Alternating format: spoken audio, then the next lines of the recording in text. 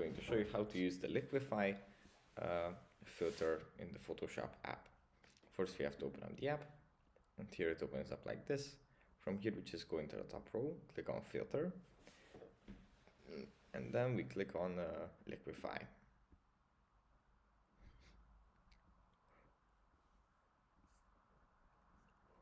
And here, this is how it's going to open up. Here we have some brush settings. Here we have some face aware Liquify settings and a lot more. But basically, let's just zoom in.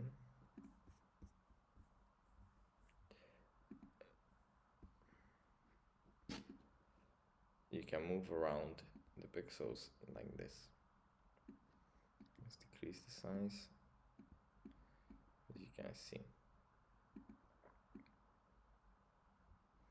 Like this, you can move it around a little bit. But yeah, that's basically it for this video.